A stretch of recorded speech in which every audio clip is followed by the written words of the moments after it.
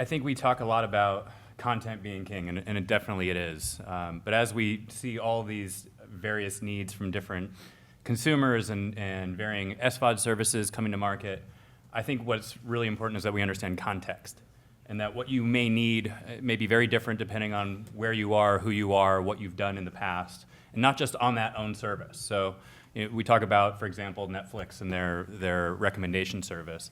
It effectively takes into account what else you've done on Netflix. When we look at it at Fandango, I think we apply ultimately your entire movie-going history and your tastes, whether it was in theater or at home, to help us inform what we think you might like when we're streaming on Fandango Now, for example. But also you have to take into consideration, is it a weeknight? Is it a weekend? Are you looking for short form? Are you looking for long form? I know personally I don't watch, on a Wednesday, I won't watch anything over an hour and a half. It just doesn't fit into my schedule. So understanding not only who your user is, but what modality they're in. Are they looking for something they can settle into?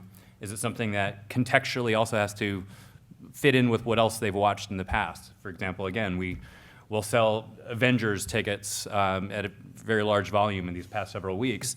So over the 2 weeks from the time you bought that ticket to the time that you're actually seeing it in theater, your experience on Fandango Now is different. We're featuring content from the MCU. So if you want to get caught up on Infinity War, that's front and center. That might not be there if you didn't buy a ticket to Endgame. So understanding kind of the context and the modality of the shopper, in our case, since we're transactional, but of the viewer, is critically important, and going beyond just the recommendations based on what you've done on that platform.